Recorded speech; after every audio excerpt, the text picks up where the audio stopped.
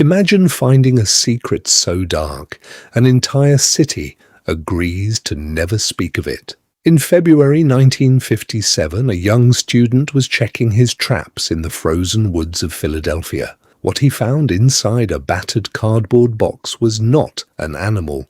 It was a small boy, carefully wrapped in a cheap plaid blanket. But the student did not call the police. Why? He was terrified they would confiscate his illegal traps. This silence gave a killer the ultimate head start. Days later, a passing driver finally reported the box. When detectives opened it, they froze. The boy's hair was freshly chopped off, clumps still sticking to his skin. Someone tried to erase his identity. The police assumed this case would be solved in hours. A dead child in 1957? Someone had to be looking for him. They printed 400,000 flyers. They plastered the boy's photo in every newspaper, every shop window, and even mailed it out with every single gas bill in the city. Millions of eyes saw his face. Yet, the police station phones remained terrifyingly silent. Not one missing child report matched. It was as if this boy had never existed at all. Desperate for answers, detectives hunted down the few physical clues they had. The cardboard box itself once held a J.C. Penney baby bassinet. They tracked down every single buyer in the entire region. It was a total dead end. Next, they found a distinct blue corduroy cap near the crime scene. They actually found the exact tailor who made it, but the mysterious man who bought the hat was never seen again. The killer was always one step ahead. They had executed a perfectly clean crime, turning a living, breathing little boy into a nameless ghost. Years turned into decades, and the nameless boy became a dark, local legend. Detectives retired, some even died, but they never forgot his face. One investigator actually paid for the child's funeral out of his own pocket, but just as the trail went completely cold, a massive break emerged. A medical examiner pointed police to a nearby foster home. Detectives rushed to the location and found a baby bassinet matching the exact one sold in that cardboard box. They even found blankets identical to the one wrapped around the boy's body. It was the smoking gun they needed. But tragically, the lead detective was ordered to drop the investigation. The police department believed it was merely a coincidence. Decades later, an even more chilling clue surfaced. A woman known only as M contacted authorities with a horrifying story. She claimed her abusive mother had bought the boy, kept him hidden in their basement for 2 years, and then killed him in a fit of rage. M's detailed description of the boy's final moments perfectly matched the secret autopsy reports. The police were absolutely stunned. They finally had an eyewitness. But when they tried to verify M's story, her history of severe mental illness forced them to close the door once again.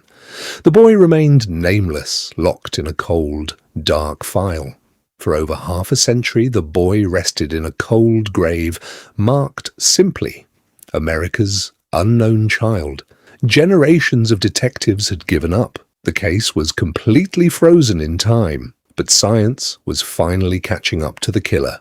In 1998, investigators made a drastic decision. They exhumed the boy's tiny casket, hoping to extract DNA from his decaying remains. But the technology of the late 90s was just too primitive. The results were inconclusive, and the boy was reburied, taking his dark secrets back into the earth. It felt like the ultimate dead end. But fast forward to 2019. The world of forensic science had experienced a massive revolution. Genetic genealogy was suddenly catching ghosts who had hidden for decades. Desperate for a miracle, a new team of cold case investigators ordered a second exhumation. They carefully sent his fragile DNA to cutting-edge labs, praying they could finally extract a viable profile.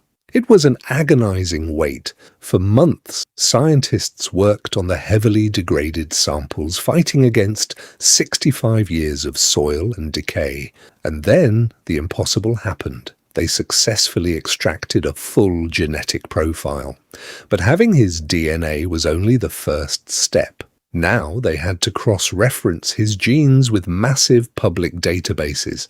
Expert genealogists began building enormous, complex family trees, tracing distant cousins back to the 1950s. They were closing in. The net was tightening around the killer. The genetic web was finally pulling the truth out of the darkness.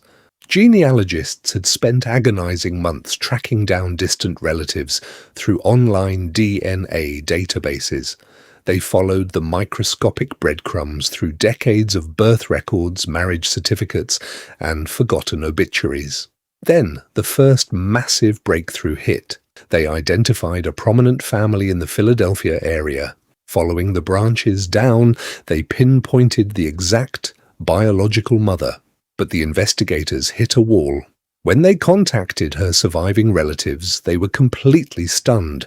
Nobody in the family even knew she had given birth to a child in the mid-1950s. It was a dark, heavily guarded secret. To confirm their findings, detectives needed the father. They dug back into the genetic data, building a parallel family tree, searching for where the two bloodlines crossed. Finally, they found him. Armed with the names of both biological parents, the investigators scoured local hospital archives for a birth certificate that matched the timeline. And there it was, a fragile paper document that had been sitting quietly in a dusty filing cabinet for over 6 decades. In December 2022, the Philadelphia Police Department held a highly anticipated press conference that stopped the entire nation. The police commissioner stepped up to the podium and spoke the words that generations of detectives had died waiting to hear. The boy in the box finally had a name. His true name was Joseph Augustus Zarelli. He was born on January 13, 1953. He was just 4 years old when his life was brutally taken, but the revelation of his name uncovered an even darker underlying tragedy. Joseph was born out of wedlock in a time when that carried a severe, life-ruining social stigma. He was treated as an inconvenient secret. His biological parents had both passed away decades ago, taking the absolute truth of what happened in those final, terrifying days to their graves. However, police learned that Joseph actually had living siblings who had absolutely no idea he even existed until the detectives knocked on their doors. The criminal investigation is still actively hunting for the specific person who dealt the fatal blows to little Joseph, but the hardest battle has already been won. They successfully took back his identity from the monster who tried to erase him from history. On a cold, quiet morning, a brand new headstone was finally unveiled at the local cemetery. The tragic words, "America's unknown child," were permanently gone. In their place, etched deeply and proudly into the black granite, was his true name, Joseph Augustus Zarelli. The ghost of Philadelphia finally had a voice, and his story will echo in the history of true crime forever.